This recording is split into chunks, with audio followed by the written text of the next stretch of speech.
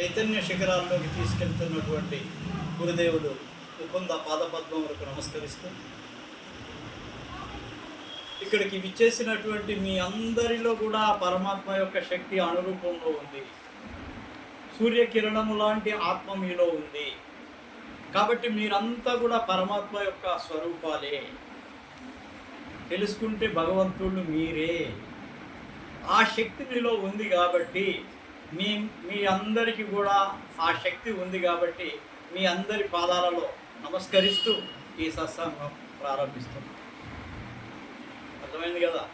నేను ఎందుకు మీకు పాదాలకు నమస్కరిస్తున్నాను అంటే, కేవలం మీలో ఉండేటువంటి ఆ భగవత్ శక్తికి అందరిలో ఉంది. అది శక్తి ప్రతి జీవిలో ఉంది. కాబట్టి ప్రతి ఒక్కరిని కూడా మనం ఒక దైవ స్వరూపంగానే చూడాలనే ఉద్దేశంతో మీ అందరికీ కూడా పాదాభివందనం చేసి ప్రారంభిస్తాం. ఇవాళ సత్సంగం घर अंदर सब कुछ है बाहर कुछ नहीं, तेरे घर में माल खजाना भैया दीवाना. क्या भाई? तेरे घर अंदर सब कुछ है. నీ యొక్క లోపల, నీ యొక్క గృహములో అంటే ఇక్కడ ఏంది? నీలో అని, నువ్వు అనే ఒక గృహంలో. తేరే ఘర్ మే సబ్ కుచ్ హై, అన్నీ ఉన్నాయి. బాహర్ కుచ్ నాహి, బయట ఏమీ లేవు. తేరే ఘట్ మే మాల్ ఖజానా భయ్యా దీవానా. నీ యొక్క ఘటంలోనే అన్నీ ఉన్నాయిరా బాబు. నువ్వు ఎక్కడ బయట వెతుకుతావు?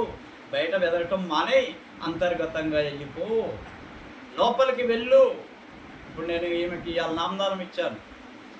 ఆమె ఇన్ని రోజులు లక్ష్మి, ఈరోజు సుషుమ్న అయిపోయింది. అయితే ఈరోజు ఎందుకు ఈ విషయం తీసుకున్నాను అని అంటే, లోపల ఉండేటువంటి అంతర్గత శక్తులు ఏవైతే ఉన్నాయో వాటిని మనం వెలికి తీయటం కోసం చేసే ప్రయత్నమే సత్సంగం. సత్సంగం అంటే ఏదో 4 మాటలు చెప్పి పోయేది సత్సంగం కాదు. మాటలు చెప్పటం అందరు చెప్తారు, కానీ ఆచరించి చూపించి అనుభవించటం, లోపల ఉండేటువంటి శక్తులతోటి అనుబంధం కలిగి ఉండటం, లోపలికి పోయి చూడటమే నిజమైనటువంటి సత్సంగము. సత్సంగం అంటే ఏదో ప్రతి నెల వచ్చి చెప్పి పోయేది కాదు. లోపలికి చూడండి అని చెప్తున్నానండి. మీకు చెప్పాను కదా, ధ్యానం చేసేటప్పుడు ఈ భ్రూమధ్యంలో చూడండి అయ్యా, దాన్ని అక్కడనే చూస్తూ ఉండండి. అక్కడనే చూస్తూ చూస్తూ చూస్తూ ఉంటే మీలో అక్కడి నుంచి ఒక ప్రకాశం వస్తుంది. అది బయట నుంచి రాదు, లోపల నుంచే వస్తుంది. బాహర్ సే కుచ్ నహీ ఆతా. బాహర్ నుంచి అంటే బయట నుంచి వచ్చేది ఏమీ లేదు. ఇప్పుడు అందుకనే మన సత్సంగంలో ఎక్కువ చెప్తూ ఉంటారు కస్తూరి మృగం గురించి. అది అంతా మొత్తం అడవంతా తిరుగుతుంటుంది, సువాసన సువాసన సువాసన వెదజల్లుతూ ఉంటుంది. కానీ అది ఎక్కడో నుంచి వస్తుందని కొన్ని తిరుగుతూ ఉంటుంది, కానీ దాని బొడ్లో నుంచే వస్తుంటుంది ఆ సుగంధం. అది గమనించలేదని. అంటే మీలో ఉండేటువంటి శక్తి, మీలో నిబిడీకృతమైనటువంటి శక్తి ఈ భ్రూమధ్యంలోనే ఉన్నది. అక్కడి నుంచే స్టార్టింగ్ పాయింట్. మీలో ఉండే శక్తి ఎక్కడ నిబిడీకృతమై ఉంది? ఇప్పుడు భ్రూమధ్యంలో ఉంది. భ్రూమధ్యంలో అంటే 2 కనుల యొక్క మధ్య భాగంలో లోపల 1 ఇంచు లోపల ఉంటుంది. అక్కడి నుంచే సుషుమ్న నాడి ప్రారంభమవుతుంది పైకి. సుషుమ్న, ఎడ, పింగళ, సుషుమ్న. ఈ 2 కళ్ళతోటి మనం ధ్యానం చేసి ఈ 2 కళ్ళ యొక్క శక్తిని ఈ భ్రూమధ్యంలోకి తీసుకొస్తే అక్కడ సుషుమ్న నాడిలో నుంచి పైకి వెళ్ళాలి. ఇది ధ్యానం. ధ్యానం అంటే ఇది. ఇక్కడి నుంచి పోయి చూసేదాన్నే అంతర్గత శక్తులు అంటున్నాం. బాహర్ కుచ్ నహీ ఏమంటున్నావు? బయట ఏం లేదురా బాబు, లోపలనే ఉంది అంతా కూడా. ఉన్నదంతా లోపలనే ఉంది. నువ్వు బయట ఎందుకు చేస్తావు? బయట చేసే పూజలు ఏంటి? బయట ఎన్ని పూజలు చేస్తే కూడా అది నీకు ఏం చేస్తుంది? ఒక సంస్కారం వస్తుంది అంతవరకే. కానీ లోపలికి పోతే ఏమవుతుంది? బయట పూజలు చేస్తూ ఉంటారు, అర్చనలు చేస్తూ ఉంటారు, తీర్థయాత్రలు చేస్తూ ఉంటారు. చాలా సంతోషమే, దానివల్ల నష్టమేం లేదు. కాకపోతే ఇదేంటంటే జన్మరాహిత్య స్థితి మాత్రం తీసుకుంటుంది. और एक जन्म अच्छा मिलेगा बस. చేతికి ఉండేటువంటి బంగారపు కడియాలు, ఇనప కడియాలు పోయి బంగారపు కడియాలు వస్తాయేమో. ఒక మంచి జన్మ ఇంకా ఒకటి తీసుకునే అవకాశం ఉందేమో మంచి కర్మలు చేస్తే. కానీ జన్మకు రాకుండా ఇంతటితోటే మన యొక్క జన్మ చక్రము ఆపేయాలనుకుంటే ధ్యానం కంటే మరొక మార్గం లేదు. ధ్యానం అంటే ఏంటి? ధ్యానం అంటే ఎవరి గురించి ధ్యానం చేయాలి? ఇసుకెళ్ళి నీకెవరైతే నామదానం ఇచ్చాడో ఆ గురువు యొక్క రూపాన్ని భూమధ్యంలో చూడు. గురువుని ఎప్పుడు కూడా ఒక మనిషిగా చూడకు. గురువుని ఎప్పుడు కూడా ఒక మనిషిగా చూడకు. గురువుని ఏం చేయాలా? గురువులో ఉండే ప్రకాశము, శబ్దము లోపల ప్రవహిస్తూ ఉంటాయి. ఇది గురువులో. దీన్ని గురువు యొక్క జ్ఞానం అంటారు. గురువు యొక్క జ్ఞానం ఏంది? శబ్ద ప్రకాష్. వీటిల్లో లయం చేసి వీటిల్లో ప్రయాణం చేసేటువంటి వాడే నిజమైన గురువు. వీటిల్లో ఉండేది ఏదైతే శక్తి ఉందో ఆ శక్తినే భగవంతుడు అంటారు. ఆ శక్తి ఏదైతే ఉందో అదే శబ్దం, ప్రకాశం దాని గురించి చెప్తున్నామో ఇదే భగవంతుని యొక్క రూపము. భగవంతుడికి అసలు నిజానికి రూపం లేదు. There is no shape, there is no colour, there is no identity at all. ఏం ఐడెంటిటీ కూడా లేదు. భగవంతుడు అంటే కేవలము శబ్ద రూపంలోను ప్రకాశ రూపంలో ఉండేటువంటి ఒక స్థితి. गुरु को माना जानते सो नर कहिए अंध, दुखी होई आगे पूरा क्या होता है? यम का फंद है वो यमुरी. ఎప్పుడైతే గురువుని ఈ ప్రకాశం శబ్దంలో ప్రవహించేటువంటి గురువుని చూస్తావో ఆయన భగవంతుడితో సమానము. గురువుని ఆసక్తితో చూడమంటున్నారు. అంతేగాని ఒకవేళ కనుక అట్లా కాకుండా మహారాజ్ మన మట్టే ఉన్నాడు, మనతోటే తిరుగుతున్నాడు, మనం భోజనం పెడితే తింటున్నాడు, మనం బట్టలు ఇస్తే కట్టుకుంటున్నాడు, ఈ భ్రమలో ఉండొద్దు. ఈ భ్రమ ఎప్పటికీ కూడా ఏం చేస్తుంది అని అంటే మిమ్మల్ని అక్కడ యముడు రెడీగా ఉంటాడు మిమ్మల్ని అట్టుకుంటాడు. మీకు ఇచ్చేటువంటి గురువు ఏమిస్తున్నాడు? మీకు లోపలికి పొమ్మని చెప్తున్నాడు. ఎప్పుడైతే ఈ ప్రకాశము ఇక్కడ శబ్దము ఎప్పుడైతే మీలోకి ఇలా వస్తుందో దాన్ని పట్టుకొని పైకి పోయినట్లయితే అప్పుడు మీ యొక్క నిజస్వరూపాన్ని చూసే అవకాశం దొరుకుతుంది. మీ నిజస్వరూపం ఏంది? ప్రకాశము, శబ్దమే, ఇంకా మరొకటి కాదు. ఇట్లా నుంచి పైకి పోతూ ఉంటే ఒక్కొక్క కేంద్రంలో ఒక్కొక్క రకమైనటువంటి ధ్వనులు వస్తుంటాయి, ఒక్కొక్క విధమైనటువంటి ప్రకాశం వస్తూ ఉంటుంది. ఈ శబ్ద ప్రకాశాలను పట్టుకొని పైకి పోవటానికి అక్కడ సురతి అనే ఒక సూర్యకిరణం లాంటి ఆత్మ ఇక్కడి నుంచి బయలుదేరుతుంది. సురతి అంటే సూర్యకిరణము లాంటి ఆత్మ. దాంతో మనం పైకి పోతాము. ఇట్లా పైకి పోయి పోయి పోయి అంటే 1-2 రోజులు అవుతుంది అనుకునేవారు. ఇది ఒక రోజులో అయ్యేది కాదు. నాకు 8 సంవత్సరాలు పట్టింది. ఆనందరావు మహారాజుకి 23 సంవత్సరాలు పట్టింది. ఏమంటున్నా? ఇది ఊరకనే అయ్యేది కాదు. ప్రాక్టీస్, శ్రద్ధ, సబూరి. సాయిబాబా మహాత్మా ఏమంటాడు? శ్రద్ధ సబూరి రహనా చాయే. ఎప్పుడు నీకు శ్రద్ధ ఉండాలా. సబూరి అంటే ఏముండాలా? నీకు ఓర్పు అనేది ఉండాలా. ఒకటిసారి మనం నామదానం తీసుకున్నాము అని అంటే ఇవాళ 2 గంటలు 3 గంటలు రోజులు గంటల్లో అయ్యేది కాదు. ఇది రోజుల్లో అయ్యేది కాదు, సంవత్సరాలు పడుతుంది. ఎందుకంటే నీలో ఉండేటువంటి సర్వశక్తులు కూడా పవిత్రంగా ఏం కావాలా? పవిత్రమైపోవాలి. శరీరం శుద్ధి కావాలి. ఇప్పుడు చూడండి, ఇప్పుడు చాలామంది గురువులు ఇక్కడ నుంచి మూలాధారం నుంచి ప్రారంభమై ఇక్కడ దాకా తీసుకుపోతారు. ఇక్కడ నుంచి మళ్ళా పైన ఉండేటువంటి శిఖాభాగం ఏదైతే ఉందో ఇక్కడికి తీసుకుపోతూ ఉంటారు. ఈ మూలాధారం నుంచి పైన ఈ కంఠ భాగం నుంచి భూమధ్య భాగం వరకు ఏదైతే ఈ పైకి పోయేటువంటి శక్తి ఉందో ఇవన్నీ అవసరం లేదు రాధాస్వామి. అంటున్నారా? రాధాస్వామికి మిగిలిన దానికి తేడా ఉంది. ఇక్కడ ఏ పూరా ఇదర్సే మూలాధారం నుంచి ఇక్కడ భూమధ్యం వరకు తీసుకెళ్లేటువంటి ఈ ఏదైతే శక్తులు ఉంటాయో, కేంద్రాలు ఏవైతే ఉంటాయో వీటిని ఇగ్నోర్ చేయమంటున్నాం. వీటిని అవసరం లేదు. ఇవన్నీ శరీరంలో ఉండేటువంటి కేంద్రాలు. ఇక్కడ నుంచి మానసిక కేంద్రాలు ఉంటాయి. ఈ పైనుండేటువంటి భూమధ్యం నుంచి పైనుండేటి అన్నీ కూడా మానసిక కేంద్రాలు. ఏమంటారు?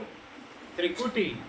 ఇక్కడ ఫస్ట్ సహస్రదళ కమల్, త్రికుటి, శూన్య, మహాశూన్య, బామర్ గుఫ, సతులోక్, అగమ్లోక్, అలక్లోక్, రాధాస్వామి.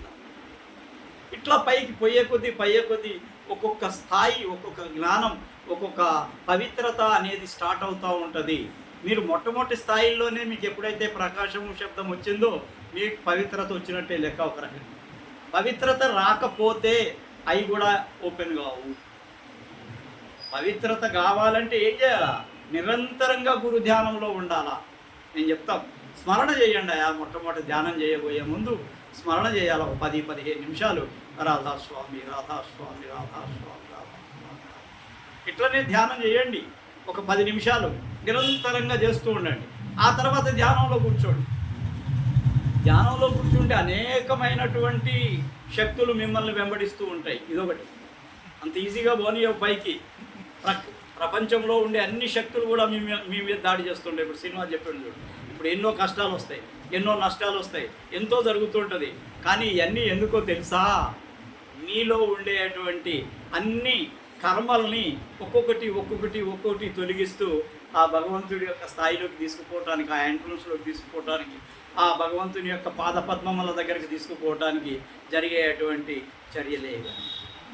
కాబట్టి మనం ఎంత నిబద్ధతగా దీంట్లో ప్రయాణం చేస్తూ ఉంటే, అది కత్తిమీద స్వామి నిజంగా ఒక రకంగా చెప్పారు. ఏం అబద్ధాలు ఆడినా కానీ కింద పడిపోతాం, ఏమి తప్పు చేసినా కానీ కింద పడిపోతాం. కామ క్రోధ మోహాలు ఇవన్నీ కూడా గుంజుతూ ఉంటాయి. ఎంతసేపు పట్టుకొని వాటి యొక్క శక్తిని అంతా చూపిస్తూ ఉంటాయి. ఆ తర్వాత ఎట్లా ఉంటుందంటే చాలా కష్టంగా జరుగుతూ ఉంటుంది జీవనం కూడా. ఒకసారి నాకు జరిగినటువంటి ఒక అనుభవం గురించి చెప్తాను మీకు. ఫకీర్ చంద్ మహారాజ్ గారు గొప్ప సంత మహాత్మా, మన దాంట్లో రాధాస్వామిలు. ఆయన హోషియార్పూర్లో ఉంటాడు. ఇక్కడనే వరంగల్ వచ్చాడు, హన్మకొండ. అయితే అప్పటి వరకు మేము ఆయన్ని దర్శనం చేసుకోవాలి. ఫస్ట్ ఎప్పుడు 1981లో ఇది జరిగింది, 1981లో జరిగిన సంఘటన. నేను నా కొంతమంది ఫ్రెండ్స్ అందరం కలిసి బాన్స్వాడ నుంచి బయలుదేరినాం. ఎక్కడికి? హన్మకొండ. ఇక్కడ నుంచి ఫస్ట్ బాన్స్వాడ నుంచి కామారెడ్డి దాకా పోవాలా. కామారెడ్డి నుంచి డైరెక్ట్గా హన్మకొండ బస్సు ఉండే. అయితే ఎప్పుడైతే చూడండి పరీక్షలు ఎట్లా ఉంటాయో, ఎప్పుడైతే నేను బస్సు ఎక్కానో ఇక నా కడుపులో విపరీతమైన కడుపులో నొప్పి, గిలగిలగిలలో కొట్టుకొని కింద పట్టమే ఆల్చేవారు. మధ్యలో ఒకసారి బస్సు కూడా ఆపి, కామారెడ్డి గాంధారి ప్రాంతంలో ఒకసారి ఆపి మళ్ళా బయటకు పోయి వచ్చి మళ్ళా కూకున్నా కానీ మళ్ళా కడుపులో నొప్పిస్తాను. విపరీతంగా అసలు తట్టుకోలేకపోతున్నాను. కన్వల్షన్స్ అసలు ఎట్లా అంటే మెలికలు తిరిగిపోతున్నా. నా పక్కన నా ఫ్రెండ్ ఒక ఆయన ఉండే, పాపం ఆయన కూడా డ్రైవర్ని ఆపించి కండక్టర్కి చెప్పి అది చేసి మంచినీళ్ళు తాగిపించి ఏదో చేశారు. మళ్ళీ కామారెడ్డి నుంచి హన్మకొండ బస్ ఎక్కి, హన్మకొండ బస్ ఎక్కిన తర్వాత పర్వాలేదు, కొద్దిగా ఉండే, కానీ ఇంకా కడుపులో నొప్పి తగ్గలేదు. ఎప్పుడైతే హన్మకొండ పోయి దిగానో, బస్ దిగానో, అక్కడ హన్మకొండలో ముకుందరెడ్డి మన ఫకీర్ చంద్ మహారాజ్ యొక్క ఆశ్రమం అక్కడ అంతా ఇదేస్తారు, పందిర్లు వేస్తారు బాగా. ఆ పందిరి కాడికి పోయేటప్పటికి ఆటోమేటిక్గా తగ్గిపోయింది. కడుపులో నొప్పి లేదు, ఇక అయిపోయింది. బయటకు పోయి వచ్చాను, కొంత ఉన్నది పూర్తిగా పోయింది. పోయిన తర్వాత సత్సంగం అయ్యేంత వరకు కాదు, ఆ తర్వాత ఎప్పుడు కూడా నాకు మళ్ళా కడుపులో నొప్పి. కారణం ఏంటి? బాగా ఆలోచించాను. అసలు ఎందుకు ఇంత నాకు పరీక్ష జరిగింది ఇది? అప్పటికే ఆనందరావు మహారాజ్ తోటి సాహచర్యంలో ఉన్నా, ఆనందరావు మహారాజ్ యొక్క ఆశీర్వాదాలు ఉన్నాయి, అంతా ఉంది. కానీ అక్కడ ఆయన దగ్గరికి పోవటానికి అంత శ్రమ ఎందుకు జరిగింది, అంత బాధ ఎందుకు జరిగింది అంటే, ఒక మహాత్ముడిని కలవడానికి అనేకమైనటువంటి పరీక్షలు జరుగుతుంటాయి. ఆ పరీక్షల్లో నెగ్గితే నువ్వు చేరుకోగలుగుతావు. లేకపోతే చాలామంది అన్నారు, ఎందుకయా నువ్వు అనవసరంగా బస్సు కూడా ఆపుతున్నావు, ఇంటికి వెళ్ళిపో వద్దు అని చెప్పి ఆ బ్యాగు అవి కూడా బయటకు అంటే నేను అన్నా, నేను మా గురువుని అక్కడ దర్శనం చేసుకోవాలి అంటున్నా. అంత బాధలో కూడా అక్కడ పోయి దర్శనం చేసుకుంటే మొత్తం క్లీన్ అయింది. అంటే ఆయన చాలా గొప్ప మహాత్ముడు. ఆయన ఏంటంటే ఫకీర్ చంద్ మహారాజు అని అంటే ఆయన నడిచే దైవం. ఆయన డైరెక్ట్గా ప్రకాశ రూపంలో కనపడతాడు మనుషులకు. చాలామందికి దర్శనం ఇచ్చాడు ప్రకాశ రూపంలో. ఎక్కడో ఇండియాలో అనుకునేరు, అమెరికాలో, కెనడాలో, ఇంగ్లాండ్లో, ఎన్నో చోట్ల, లండన్లో, అంతా చాలా ప్రపంచంలో చాలా చోట్ల ఆయన కనపడుతూ ఉంటాడు. ఎవరన్నా కష్టంలో ఉంటే వాళ్ళకి సహాయం చేస్తాడు. ఎవరన్నా అడిగితే నేను కాదు, నేను అసలు ఇక్కడనే హోషియార్పూర్లో ఉన్నా, మీకు అక్కడ కనపడితే మీ యొక్క ఏంటది విశ్వాసం, భక్తి వల్లనే నేను అక్కడ కనపడ్డాను అని చెప్తాను. అట్లాంటి గురువులు రాధాస్వామి. అంటే చాలా పై స్థాయిలోకి వెళ్ళాడు. పై స్థాయిలోకి వెళ్ళిపోయిన తర్వాత అక్కడి నుంచి వెదజల్లేటువంటి కిరణాలు ఏమన్నా సైన్స్ విను ఇది. How the radiation will spread in to the universe. ఈ గురువు నుంచి బయలుదేరేటువంటి సూర్యకిరణాలు లాంటి ఈ వేవ్స్ ఏం చేస్తుంటాయి, మొత్తం గ్లోబ్ అంతా నిండిపోయి ఉంటాయి. ఎవరికి ఎప్పుడు ఏ సహాయం కావాలంటే ఏదో గురువు యొక్క సహాయం వాళ్ళకి అందాలి అనుకుంటే అప్పుడు ఈ వేవ్స్ పనిచేస్తుంది.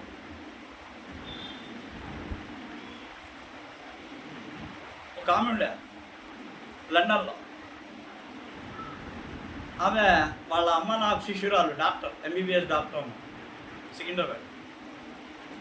అయితే ఆమె ఒకరోజు దర్శనానికి వచ్చింది, మా దగ్గర ఆశీర్వాదం తీసుకుంది, అంతా బాగానే ఉంది. కానీ ఆమె ఒక ఎక్స్పీరియన్స్ చెప్తుంది ఎప్పుడు కూడా. ఆమెకు ఆశీర్వాదం ఇచ్చిన తర్వాత, అమ్మాయికి కూడా ఆశీర్వాదం ఇచ్చిన తర్వాత ప్రతిరోజు 4 గంటలకి మన ఇండియన్ టైంకి దానికి తేడా ఉంది, 5.5 అవర్స్ తేడా ఉంది, మన తర్వాత జరుగుతుంది. నేను ఇక్కడ ధ్యానంలో కూర్చున్నప్పుడు ఆ అమ్మాయి అక్కడ బస్ స్టాండ్లో నిలబడి ఉంటుంది, ఆఫీస్ నుంచి ఇంటికి పోతుంది. అట్లాంటప్పుడు ఈ వేవ్స్ ఆమె చెప్తుంది, మహారాజ్ ఏదో ఒకటి వచ్చి నాకు తగులుతుంది, ఒక శక్తి ఏదో నన్ను తగులుతుంది, ఈ వేవ్స్ రూపంలో వచ్చి తగులుతుంది అని చెప్తున్నా. అంటే నేనన్నా, నేనైతే ఇక్కడే ఉన్నా, నేను షాద్నగర్లోనే ఉన్నా, నేను అక్కడికి పోలేదు. కానీ ఈ వేవ్స్ అనేవి ప్రపంచవ్యాప్తంగా పనిచేస్తున్నాయి అనేది మాత్రం అర్థమైంది. ఆమెకు ఎట్లా అంటే ఇప్పుడు ఇట్లా ఇట్లా ఇట్లా ఇప్పుడు తరంగాలు ఉంటాయి చూసారా, తరంగాల నుంచి టక్ టక్ టక్ పోయి తగులుతుంటుంది కదా, ఒక తరంగం తగిలినట్టుగా తగులుతుంది అనమాట. ఆమె ఎక్స్పీరియన్స్ 2-3 సార్లు చెప్పింది. ఆమె ఒకసారి వాళ్ళ ఆఫీస్లో, ఆమె ఐటీ ప్రొఫెషనల్, ఆమె 40 years ఉంటాయి కదా, ఆమె ఆఫీస్లో పనిచేస్తున్నప్పుడు ఇండియన్ కంపెనీ అది, వాడు ఇండియన్ ఒకడు బాగా చూడాలించడం మొదలుపెట్టాడు. పాపం ఆమె బ్యాచులర్, ఏళ్ళైనా పెళ్ళి అది ఇది ఏం చేసుకోవాలి. ఆమె ఏం చేసిందనంటే అది కంప్లైంట్ చేసింది నాకు, మహారాజ్ ఇట్లా నన్ను బాగా సతాయిస్తున్నాడు, వాడు వచ్చేటప్పుడు పోయేటప్పుడు నన్ను బాగా ఇచ్చేస్తున్నాడు, నేను ఏం చేయాలి మహారాజ్, ఎట్లా, నాకు నేను రాజీనామా చేస్తా అది ఇది అన్న. నువ్వేం రాజీనామా చేయదు, చూద్దాం, నువ్వేం రాజీనామా చేయదు, నువ్వైతే పోలా, నువ్వు నీ పని అంతే, నువ్వు డ్యూటీ చేయి, నేను చేసేది ఏదో నేను చేస్తాలేమ్మా, నీకు ఎందుకు, నువ్వు పో. వారం రోజుల్లో వాడు రాజీనామా చేసిపోయాడు. వారం రోజుల్లో వాడు ఆ కంపెనీ నుంచి రాజీనామా చేసి వెళ్ళిపోయాడు. ఇక్కడ ఎవరు పని చేసినాడు, ఎవరు పని చేసినాడు? ఆమె విశ్వాసం పనిచేసింది. నేనంటాను, నేను పోయి ఆమెనేమి అక్కడ పోయి వాడినేమి ఇది చేయలేదు, వాడినేమి అనలేదు, నేనేమి అనలేదు. కాకపోతే ఆమె విశ్వాసం, బలమైన విశ్వాసం ఉండటం వల్ల ఆ విశ్వాసం యొక్క శక్తి పనిచేసింది అక్కడ. ఆ విశ్వాసం శక్తితో ఏమైపోయిందో, ఆ శక్తికి తట్టుకోలేక వాడు రాజీనామా చేసి వెళ్ళిపోయాడు. ఆమె సేఫ్, హాయిగా ప్రశాంతంగా. అంటే ఈ శక్తి అనేది అనంతమైనటువంటి శక్తి. ఇది ఎక్కడ రిలీజ్ అయ్యి ఎవరికి సహాయం చేస్తుందో తెలియదు. ఇప్పుడు సంజయ్ అనే ఆయన ఒక ఆయన ఉన్నాడు, ఇప్పుడు ఆయన పెళ్లి కార్యక్రమంలో ఒక గమ్మత్ జరిగింది. ఆ అబ్బాయి అమెరికా వెళ్ళాడు, నా భక్తుడే, నిజామాబాద్ ఆయన సైబర్ సెక్యూరిటీస్ అనే కోర్స్ చేయడానికి వెళ్ళాడు అమెరికా. అయితే వర్జీనియా స్టేట్లో జరిగింది ఇది, నేను చెప్పేది. ఎట్లా జరిగిందంటే అది ఆయన పెళ్లి కార్యక్రమము ఆశీర్వాదం తీసుకున్నాడు మహారాజ్ మీద. ఇక పెళ్లి కార్యక్రమం, అమ్మాయి కూడా అమెరికాలో ఉంటుంది, వాళ్ళది ఆర్మూర్ కానీ అమెరికాలో సెటిల్ అయ్యారు. అయితే ఆ అమ్మాయిని చూస్తానికి పోతే ఆయన ఒక ఎక్స్పీరియన్స్ చెప్పాడు నాకు. ఏంటంటే ఆ అమ్మాయిని చూసి వాళ్ళతోటి మాట్లాడుతున్నంతసేపు నేను ఇట్లా వెనక్కి చేతులు కట్టుకొని నడుస్తుంటా ఎప్పుడు, అదొక అలవాటు. ఇట్లా బ్యాక్ సైడ్ ఇట్లా నడుస్తూ ఉంటా. మొత్తం ఎంటైర్ ఆ కార్యక్రమం అయిపోయిన దాకా నేను అక్కడనే నడిచాను అంటాడు. మొత్తం మీరే చూశారు, మీరే దాన్ని మొత్తం కూడా పర్యవేక్షణ చేశారు. You observe that and everything that is possible because of you అంటాడు అతను. ఏమంటాడు, అంతా ఎట్లా జరిగిందంటే మీరే ఉన్నారు మహారాజ్ అక్కడ, మీరే అటు ఇటు ప్రచారం చేస్తూ ఉన్నారు, మీరే చూసుకున్నారన్న. నేనన్నా, బాబు నేను షాద్నగర్లో ఉన్నా, నేను ఏడొచ్చిన అక్కడికి, నేను రాలే. నీ విశ్వాసం అంత బలంగా ఉంది. ఆ మ్యారేజ్ సెటిల్ అయిపోయింది, హాయిగా రేపు ఏప్రిల్ 12వ తారీఖు నాడు పెళ్ళి ఉంది, మనం వచ్చారు మన దగ్గర. అయితే నేను చెప్పేది ఏంటంటే ఈ అనంతమైనటువంటి విశ్వమంతా కూడా ఈ వేవ్స్ బయలుదేరినటువంటి ఈ తరంగాలు ఏవైతే ఉన్నాయో అవన్నీ వ్యాపించి ఉంటాయి. ఇవన్నీ తెలిసినవి, తెలియని ఏమి జరుగుతున్నాయో మనకు తెలియదు. ఎవరికి ఎంత సహాయం అవుతుందో, ఏ రూపంలో అవుతుందో, ఏ రూపంలో అక్కడ వాళ్ళకి హెల్ప్ అవుతుందో మనకు తెలియదు. ఇది కూడా ఫకీర్ చంద్ మహారాజ్ చెప్పారు, ఐఎమ్ నాట్ దేర్, నేను అక్కడ లేను. కానీ మీ విశ్వాసం పనిచేసింది. మీ విశ్వాసమే ముఖ్యం. మీరు ఎంత విశ్వాసంతో గురువు పట్ల ఉంటారో అది ఏదో ఒక రూపంలో మీకు సహాయం చేస్తుంది. కొండచర్యలు ఇట్లా మీరు పడుతున్నాయి అనుకోండి పైనుంచి, అవి పక్కకు పడిపోతాయి, మీకేం హాని చేయవు గురువుని పట్టుకుంటే. అర్థమైందా? ఏకీ గురువుకు పక్కన మా సీన్ చెప్పిండు కదా, శివుడు చెప్పిండు కదా. శివుడు ఏం చెప్పిండు ఇప్పుడు? ఒకే గురువును పట్టుకోండి. ఇవాళ ఒక గురువు, రేపు ఇంకో గురువు, ఎల్లుండి ఇంకో గురువు. దీన్ని ఆధ్యాత్మిక వ్యభిచారం అంటారు. ఏందయ్యా, ఏ గురువు దగ్గరికి పోతే ఏం దొరుకుతుంది మీకు? ఒక గురువుని పట్టుకుంటే కదా. మేము ఆనందరావు మహారాజును పట్టుకున్నాం, ఎప్పుడో నిడిచినామా? ఆయన ఫోటో లేకుండా నేను ఎక్కడ సత్సంగం చేయను. నేను ధ్యానం చేసేటప్పుడు ఆయన తప్పకుండా అక్కడ ఉండాల్సిందే. నాకు ఆయన ముకుందరెడ్డి మహారాజు ఇద్దరు ఫోటోలు నా ధ్యానం రూమ్లో మీరు వచ్చారు కదా. ఎట్లా ఉంటుంది? ముందు వాళ్ళు ఉంటారు. నాకు వాళ్ళ ప్రేరణ ఈరోజు కూడా నా మీద పనిచేస్తూనే ఉంది. తేరే ఘటుమే మాల్ ఖజానా భయ్యా దీవానా అంటాడు. అరే మొత్తం నీళ్ళనే ఉందిరా బాబు, నువ్వు బయట ఎందుకు వెతుకుతావు? తీర్థయాత్రలు ఓ కథ బాబా బాబా ఏమి అన్ని షోయింగే. నిజంగా తిరగాలనుకున్నప్పుడు ఒంటరిగా పాదయాత్ర చేస్తుంటారు, చూశారు?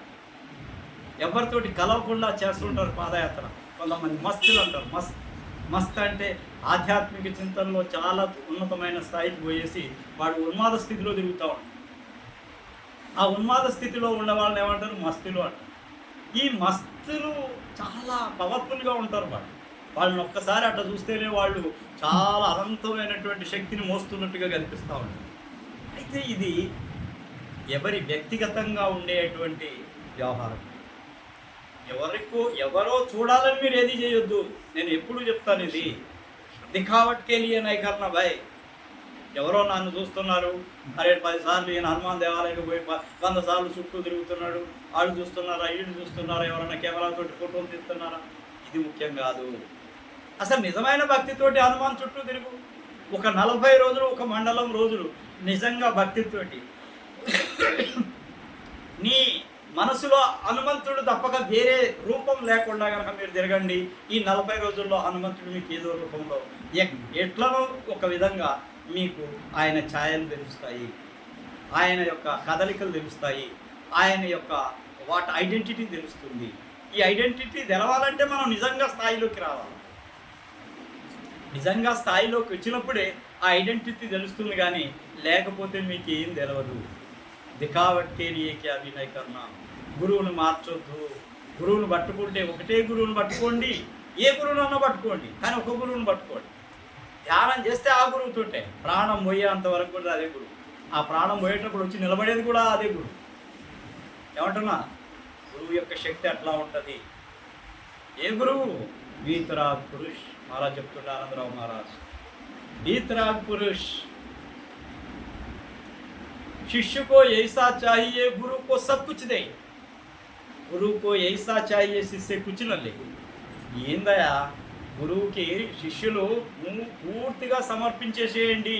గురువు అంటే నీలో ఏమీ లేదు, మొత్తం నేను గురువుకి సమర్పించేసిన, నేను కేవలం నిమిత్త మాత్రంగా ఉన్నా అనుకున్న వాళ్ళు ఎవరైతే ఉంటారో వాళ్ళకి నిజమైనటువంటి ఆశీస్సులు దొరుకుతాయి. ఎప్పుడైతే మీరు ఖాళీ అయిపోతారో, లోపల ఎంటీ అయిపోతారో, ఎంటీ అంటే ఏంది, ఖాళీ పాత్రగా అయిపోతారో, అప్పుడు గురువు యొక్క స్థితి దాంట్లోకి రావటం మొదలు పెడుతుంది. నువ్వు అనేకమైనటువంటి ఆలోచనలు మోస్తూ ఉంటావు, అనేకమైనటువంటి కోరికలు మోస్తూ ఉంటావు, అనేకమైనటువంటి కామ కోరికలతోటి విరవీగుతూ ఉంటారు. శక్తి, బలం అన్నీ నాలో ఉన్నాయనుకుంటారు. ఎన్ని రోజులు ఉంటాయి అవి? అవి తాత్కాలికమే. These are passing clouds. జరిగిపోయేటువంటి మేఘాల్లాగానే ఉంటుంది యవనం అన్నీ కూడా. కాకపోతే లోపలికి పోయే కొద్దీ ఈ అనంతమైనటువంటి శక్తి మనలోకి ఎంటర్ అవుతూనే ఉంటుంది. ఖాళీ అయిపోవాలి. ఖాళీ అయిపోయినప్పుడు ఏం జరుగుతుందంటే కృష్ణుడు మురళి వాయిస్తూ ఉంటాడు, మీరు చూస్తారు. భయ్ మురళి వాయిస్తాడు కృష్ణుడు.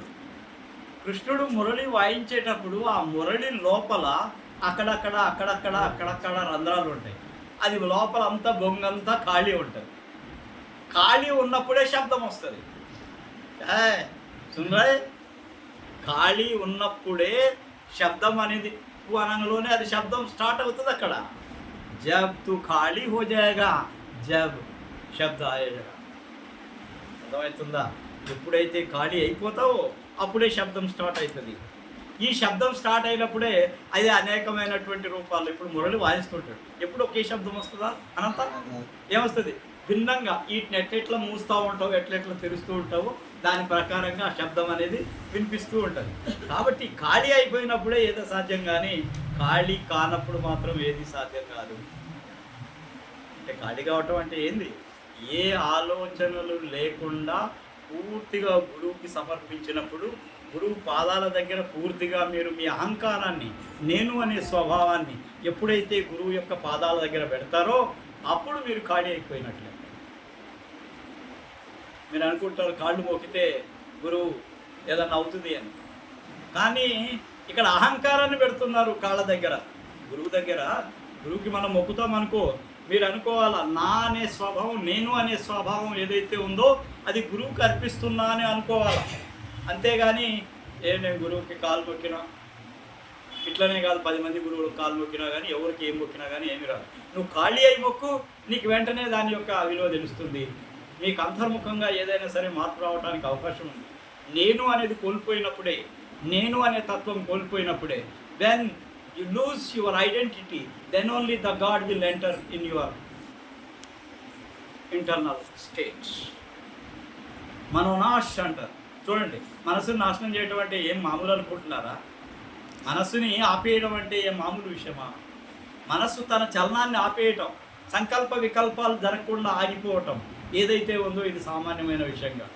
ఇది ధ్యానం వలన, గురువు యొక్క ఆశీర్వాదం వలన ఇది అయిపోయే అవకాశాలు ఉన్నాయి. రమణ మహర్షి దగ్గర పోయి కూర్చుంటే ఆయన ఏం చేయడు, ఖాళీగా ఒక గోషి పెట్టుకొని ఉంటాడు. మొత్తం అంతా బేర్ బాడీ మొత్తం కూడా చూశారు కదా రమణ మహర్షి ఫోటో ఎట్లా ఉంటుందో. ఒక గోషి పెట్టుకొని ఉంటాడు, ఆయన ఇట్లనే చూస్తూ ఉంటాడు. కొన్ని వందల మంది ముందు కూర్చొని ఉంటారు, ఏమన్నాడు, కళ్ళు తెరుస్తాడు, ఇట్లనే చూస్తాడు. ఆయన ఎవరిని చూస్తున్నాడు, ఏం చూస్తున్నాడు ఎవరికి అర్థం కాదు. ఆయన పరలోకంలో, ఆయన యొక్క ధ్యాసలో, ఆయన యొక్క జ్ఞానంలో, ఆయన యొక్క భక్తిలో, ఆయన యొక్క స్థితిలో, ఆయన యొక్క పరమ సంత స్థితిలో ఆయన ఉంటాడు. ఆ చూపులోనే మీరు చూస్తే ఆయన లోపలికి ఎంటర్ అవుతాడు. అర్థమవుతుందా?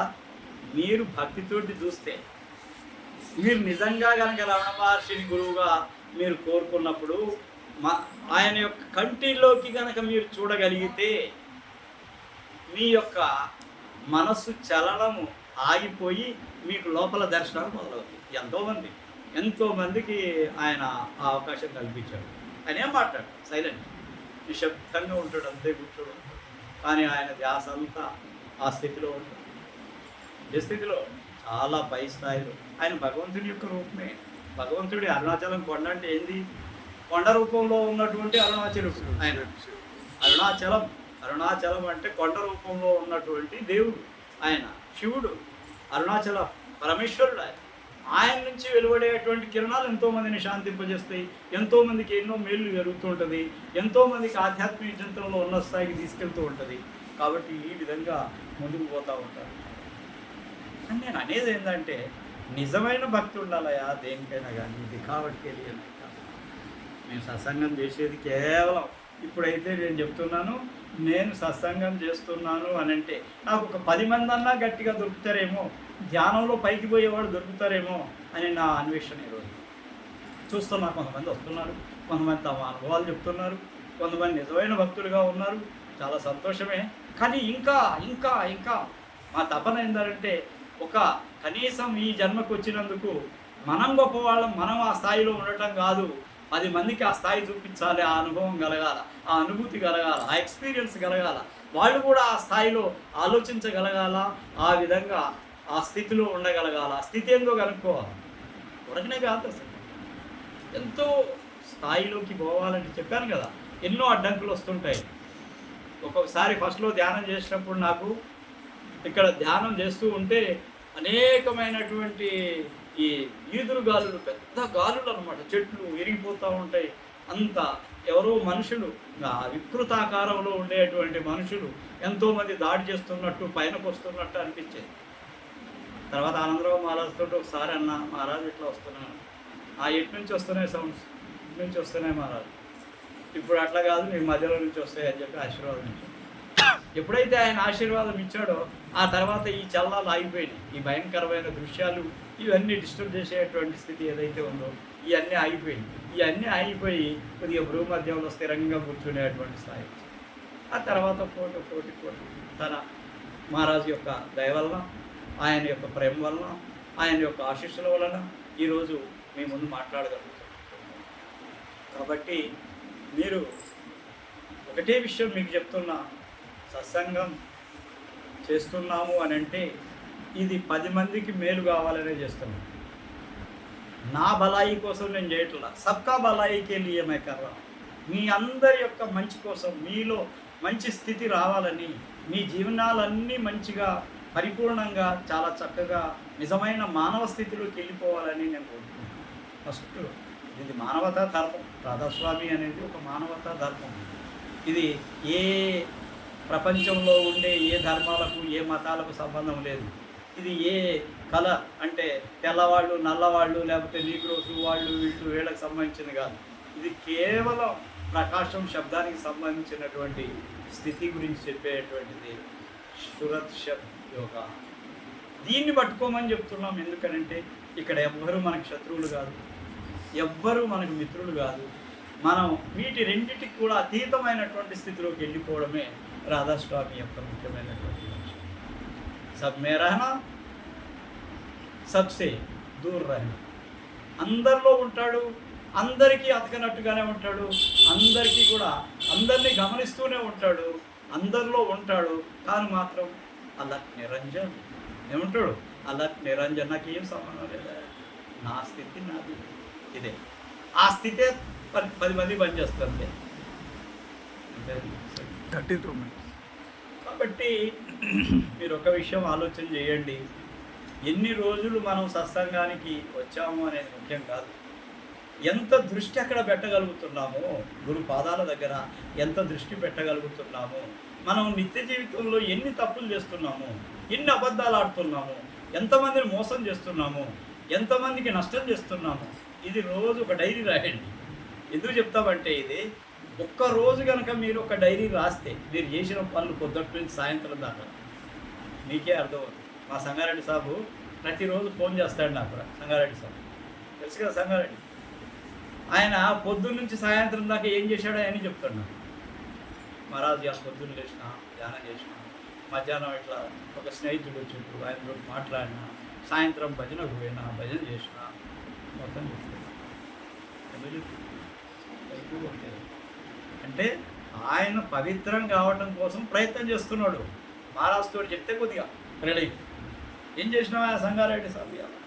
మహారాజు ఇట్లా పోయినా, భజన చేసి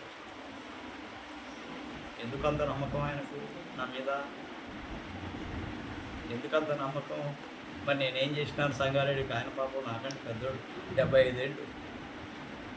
మరి ఎందుకు ఆయన రాజకీయంలో దిగుతున్నాడు? ఎమ్మెల్యే టికెట్ బాన్స్వాడ కోసం ట్రై చేశాడు.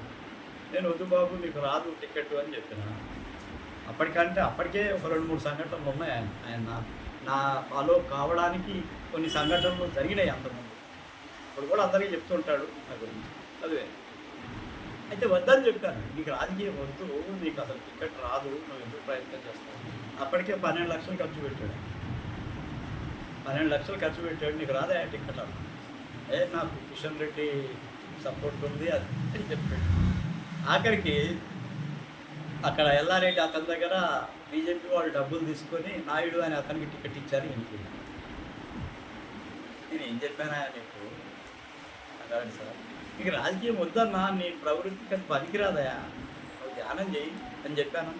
మరి 12 లక్షలు పోయినాయి, ఇప్పుడు వేస్ట్ చేసుకున్నావు కదా. అవమానాలు మీరు చెప్పింది కాదు. ఆ రోజు నుంచి రాజకీయం బంద్ చేసి అంటే ఉంటుంది లోపల, ఇంకా బీజేపీ తత్వమే ఉంటుంది, కానీ రాజకీయంగా మాత్రం తిరగాడు, డబ్బులు ఖర్చు పెట్టాడు. కారణం ఏంది? నేను ఆయన ముందే చెప్పాను కదా, రాదు, రాదంటే రా అంటే ఆయనకు ఒక విశ్వాసం కలిగింది. నాకు ఎందుకు కలుగుతుంది? ఏదన్నా మనం చెప్పామంటే అది జరిగితేనే కదా విశ్వసం.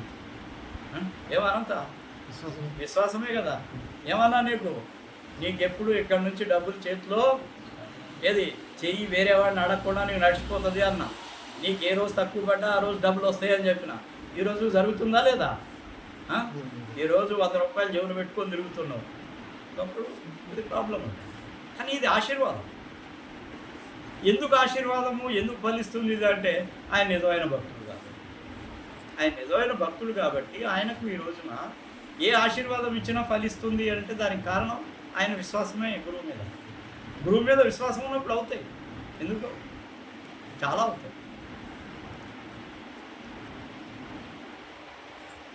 ఒక అమ్మాయి ఇట్లనే పీడిఎస్ ఐశ్వర్య అని వికారాబాద్ అమ్మాయి. ఆమెకు ఎంత విశ్వాసం అంటే ప్రతి విషయంలో నన్ను అడగకుండా, పెద్ద కోటీశ్వర్లే కానీ పాపం చాలా ఫాలో అవ్వాలి. అయితే అన్ని విషయాల్లో నన్ను సంప్రదించకుండా ఏది చేయదా. ఫస్ట్ వాళ్ళ దగ్గర వికారాబాద్లో నేను అనిత అని వాళ్ళ ఇంట్లో సత్సంగం చేసుకుంటూ వస్తాను. వాళ్ళు పిలుచుకున్నాను నన్ను అనిత సత్సంగం చేసినప్పుడు ఏమి పడ్డదో దృష్టి అమ్మాయికి పూర్తిగా నా మీద విశ్వాసం పెరిగిపోయింది. ఆమె డెంటల్ డాక్టర్. అయితే ఫైనల్ ఇయర్ చదువుతుంది. అక్కడ వాళ్ళకి వైవా ఉంటుంది. అంటే ఆ ప్రొఫెసర్ గారు వచ్చి కొన్ని క్వశ్చన్స్ అడిగి వాళ్ళకి మార్కులు వేస్తాడు. ఆయన చేతిలో ఉంటాయి మార్కులు. ఒకవేళ ఆయన మార్కులు వేయకపోయాడంటే వాళ్ళు ఫెయిల్ చేస్తారు. ఎందుకో ఆ అమ్మాయికి వాళ్ళ గ్రూప్లో కొంతమంది ఆడపిల్లల మీద ఆ ప్రొఫెసర్కి కోపం ఉందన్న, వీళ్ళని ఫెయిల్ చేయాలని. ఆల్రెడీ బోర్డు మీద పెట్టేశారు ఏమని, రేపు వైవాకి ఈ గ్రూప్ పిల్లలకి ఈ ప్రొఫెసర్ వస్తున్నాడు అని. నేను గదగదు దొరికిపోయిందా, దొరికిపోయి ఫోన్ చేసింది. ఫోన్ చేసి మహారాజు నేను ఫెయిల్ అయిపోతున్నా, వేడి అయిపోయింది నా పని, నన్ను ఎట్లయినా ఫెయిల్ చేస్తాడు, ఆయన వస్తున్నాడు ఫెయిల్ చేస్తాడు మా గ్రూప్ అంతా, మేము కొంతమందికి ఆయన దృష్టిలో మేము వ్యతిరేకంగా ఉన్నాం, వాళ్ళని ఫెయిల్ చేస్తారు. నీకెందుకు, నువ్వు పోయి నువ్వు అటెండ్గా, నీకు వచ్చింది నువ్వు రాసిరా, నువ్వు అడిగింది చెప్పిరా, నువ్వు అంతా అవన్నీ నాకు చెప్పొద్దాను. సరే మహారాజు అట్లానే అంది. పోయి హాల్ దగ్గర పోయేటప్పటికి ఆ ప్రొఫెసర్కు కాకుండా వీళ్ళకి అనుకూలమైనటువంటి ప్రొఫెసర్ వచ్చి వైవ చేశాడు. విన్నావా? ఎవరు? వీళ్ళకు అనుకూలమైన ప్రొఫెసర్ వచ్చి వైవా చేస్తే ఫుల్ మార్క్స్ వేసి ఫస్ట్ క్లాస్లో పాస్ అయింది. విశ్వాసం ఎట్లుంటుంది చెప్పు. మరి నేను పోయినాడా, నేనేం చేసి ఆ విశ్వాసం ఆమెకు ఉంది నా మీద. కాబట్టి విశ్వాసమే ఫలదాయకం. గురువును పట్టుకుంటే ఆమె ఈ రోజుకి పెద్ద కోటీశ్వర్లు ఇంటికి పోయింది. నిన్ననే మాట్లాడినాను. మహారాజ్ ఇట్లా వచ్చింది, ఆ తల్లిగారింటికి వచ్చిండే మాట్లాడుతారు. ప్రతి ఒక్కటి నా ప్రోగ్రామ్ చూపిస్తుంది, ప్రతి ఒక్కటి మమ్మల్ని ఇన్వైట్ చేస్తారు. వాళ్ళ పెళ్ళికి కూడా, పెళ్ళికి ఆమోదం కూడా, పెళ్ళికి అమ్మద్దు, పెళ్ళికి నేను ఒప్పుకుంటేనే, మీరు ఒప్పుకుంటేనే నేను చేసుకుంటా మహారాజు, లేకపోతే లేదంటారు అమ్మాయి. చూస్తే అంతా బాగానే ఉంది. ఆశీర్వాదం ఇచ్చేసా, గ్యారంటీ అయిపోతుంది, నీవేం భయం లేదు. అయిపోయింది, మంచిగా అయిపోయింది. పెద్ద వాళ్ళు మొత్తం కర్ణాటకకి అగ్రికల్చరల్ ప్రోడక్ట్స్ మొత్తం స్టేట్కి సప్లై చేసే వాళ్ళ ప్రోడక్ట్. విశ్వాసం, ఆ విశ్వాసం అంత గొప్ప. అందుకని ఇక్కడ గురువుని పట్టుకుంటే ఆ విశ్వాసం రావాలని చెప్తుంది. అంటే ఉరకనే కోరుకోవటం వేరు, నిజమైన భక్తితోటి, నిజమైన విశ్వాసంతో, నిజమైనటువంటి ఈ స్థితితోటి అక్కడ అడగటం వేరు. అట్లా అడిగినప్పుడు సాధ్యమవుతుంది.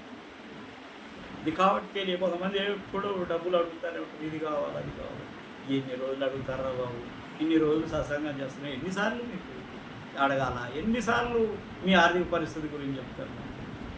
అరే ఒక్కసారి అంటే ఆశీర్వాదం ఇస్తాం, లేదో అయిపోతుంది. మీరు లోపలికి పోవటం ప్రయత్నం చేయండి, మీ ఆటోమేటిక్ మీ పనులు అయిపోతాయి. మీ పనులు కావాలంటే మీరు అంతర్గతంగా లోపలికి పోవాలి. తెరే ఘట్ మే మాల్ ఖజానా భయ్యా దీవానా. ఎందుకురా బాబు బయట తిరుగుతావు, లోపలికి పోయి ఆ శక్తి ఏందో కనుక్కో. ఇదే ఈరోజు సత్సంగం. సరే, అందరికీ రాధా చరణ్